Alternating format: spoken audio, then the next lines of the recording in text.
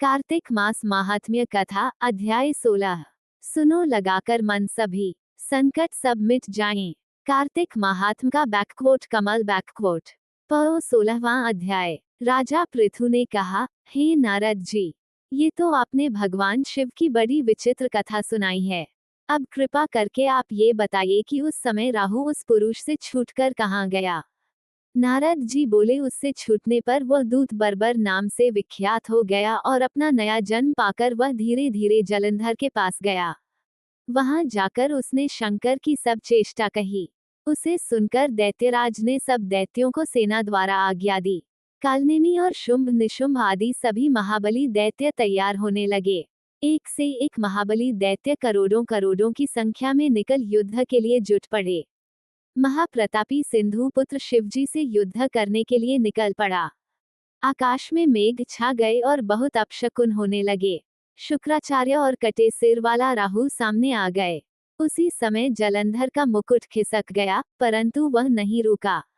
उधर इंद्रादिक सब देवताओं ने कैलाश पर शिवजी के पास पहुंचकर सब वृतांत सुनाया और यह भी कहा कि आपने जलंधर से युद्ध करने के लिए भगवान विष्णु को भेजा था। वो उसके वशवर्ती हो गए हैं और विष्णु जी लक्ष्मी सहित जलंधर के अधीन हो उनके घर में निवास करते हैं। अब देवताओं को भी वहीं रहना पड़ता है। अब वो बलि सागर पुत्र आपसे युद्ध करने आ रहा है, अतएव आप उसे मारकर हम सबकी रक्षा कीजिए। ये सुनकर शंकर जी ने विष्णु जी को बुलाकर पूछा, हे ऋषिकेश, युद्ध में आपने जलंधर का संहार क्यों नहीं किया और बैकुंठ छोड़ आप उसके घर में कैसे चले गए। ये सुनकर विष्णु जी ने हाथ जोड़कर नम्रता पूर्वक भगवान शंकर से कहा, उसे आपका अंशी और लक्ष्मी का भ्राता होने के कारण ही मैंने नहीं मारा है। ये बड़ा वीर और देवताओं से अजय है। इसी पर मुग्ध होकर मैं उसके घर में निवास करने लगा हूँ। विष्णु जी के इन वचनों को सुनकर शंकर जी हंस पड़े। उन्होंने कहा, हे विष्णु, आप ये क्या कहते हैं। मैं उस दैत्य जलंधर को अवश्य मारूंगा। अब आप सभी देवता जलंधर को मेरे द्वारा ही मारा गया जान अपने स्थान को जाइए।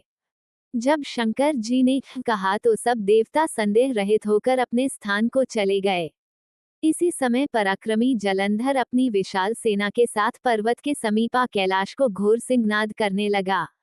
दैत्यों के नाद और कोलाहल को सुनकर शिवजी ने नंदी आदि गणों को उससे युद्ध करने की आज्ञा प्रदान की। कैलाश के समीप भीषण युद्ध होने लगा।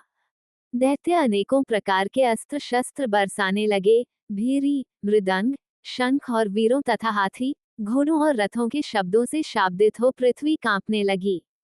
युद्ध में कटकर मरे हुए हाथी, घोड़े और पैदलों का पहाड़ लग गया। रक्त मांस का कीचड़ उत्पन्न हो गया। दैत्यों के आचार्य शुक्र जी अपनी मृत संजीवनी विद्या से सब दैत्यों को जिलाने लगे। ये देखकर शिव जी के गण व्याकुल हो गए और उनके पास जाकर सारा वृतांत सुनाया। उसे सुनकर भगवान रुद्र के क्रोध की सीमा न रही।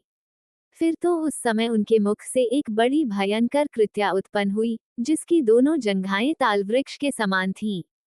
वो युद्ध भूमि में जा सब असुरों का चवर्ण करने लग गई और फिर वह शुक्राचार्य के समीप पहुंची और शीघ्र ही अपनी योनि में गुप्त कर लिया, फिर स्वयं भी अंतर्धान हो गई।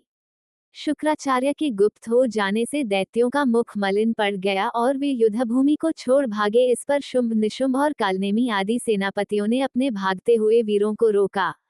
शिवजी के नंदी आदि गणों ने भी, जिसमें गणेश और स्वामी कार्तिकेय भी थे, दैत्यों से भीषण युद्ध करना आरंभ कर दिया। जय विष्णु भगवान।